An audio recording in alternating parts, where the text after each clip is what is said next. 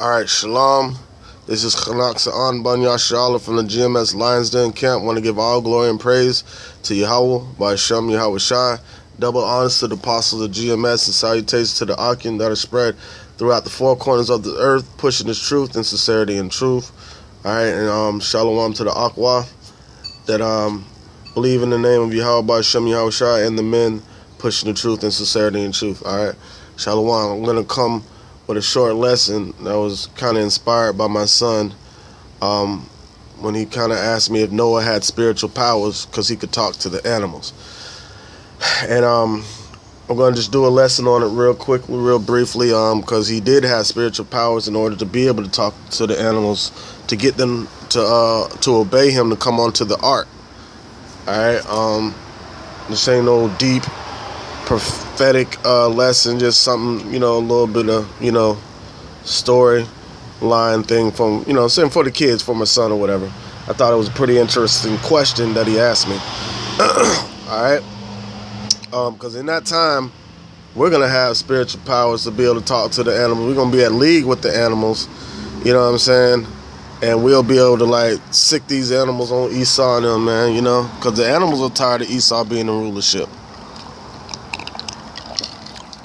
The whole earth is in mourning for Esau being in rulership. But, all right, just want to touch on that a little bit. All right.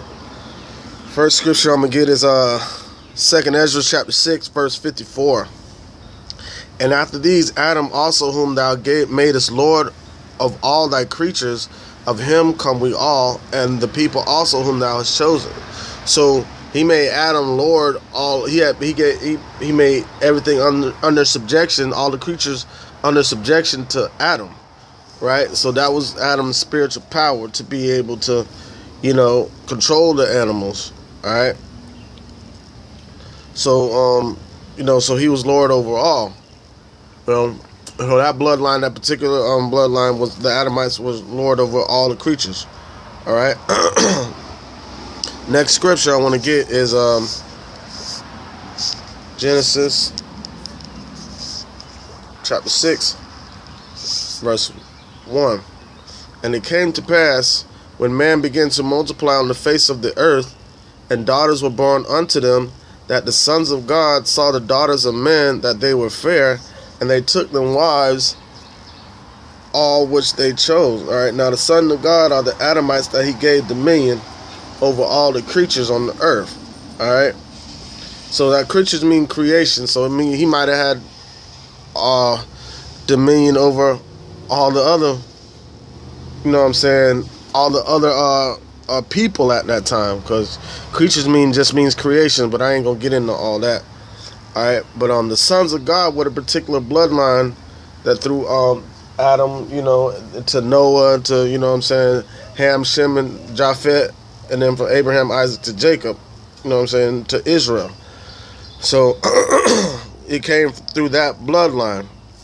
So, those were the sons of God at that particular time. They had spiritual power, but they were brought low because they became tyrants. All right. So this is verse 2, that the sons of God saw the daughters of man. Shlaki start at 1 again. And it came to pass, when man began to multiply on the face of the earth, and the daughters were born unto them, that the sons of God saw the daughters of men, that they were fair, and they took them wives, everyone wives, all which they chose. And the Lord said, my spirit shall not always strive with man, for that he also is flesh, yet his days shall be 120. That's when he shortened the days. All right, so we had spiritual powers in these carnal bodies, which we didn't know how to control the spirit for righteousness. All right. There were giants on the earth in those days. And also after that, when the sons of God came into the daughters of men, they bare children of them. The same began mighty men, which were old, of men renowned. All right, so they became mighty men within these other nations, because the sons of God were mating with these other nations. The sons of God are the Adamites, not no angels that fell out the sky. and broke their wings and all that stuff. That is not true, man. That Nephilim, no, that's bullshit. Okay. All right. And Yahweh saw the wickedness of men was great in the earth, and that every imagination of the thoughts of his heart was only evil continually. So we had these powers. Well, everybody was wicked at that time, but we were the tyrants that, you know what I'm saying, that had the spiritual power. And when we started popping these other women, they had there was spiritual power within those nations. Now they were still our people, but they were going to accustom to the ways of the heathen at that point in time. All right, so that's how they became renowned men of the other nation. They were really of the Adamites, because we were popping their women, but we were leaving the children behind. Well, I ain't gonna get into all that, you know. But so it just became mighty men within the other nations, right? And this is 6 and 6.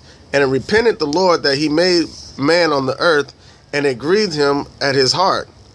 And the Lord said, I will destroy man whom I created from the face of the earth, both man and beast and creeping thing and fowls of the air. For it repented me that I made them. But Noah found grace in the eyes of the Lord. All right. So Noah was one of the righteous ones out of that bunch that was doing wickedness. All right. So that's the point right there. Next scripture I want to get is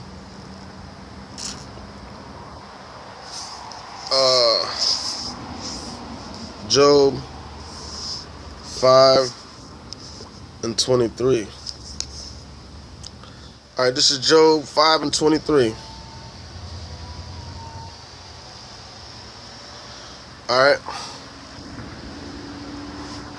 For thou shalt be in league with the stones of the field, and the beasts of the field shall be at peace with thee.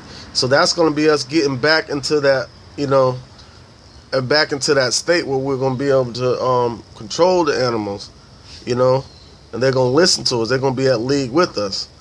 All right, we're going to be able to control all the elements of the earth, but, you know, also being able to control the animals and get them to do what them, you know what I'm saying, we want them to do. All right. Like I said, this is going to be real short. Next one is Isaiah chapter 11, verse 8. All right, this is Isaiah 11 and 8. And the suckling child shall play on the hole of the asp, and the weaned child shall put his hand on the cockatrice den. All right, so hold on.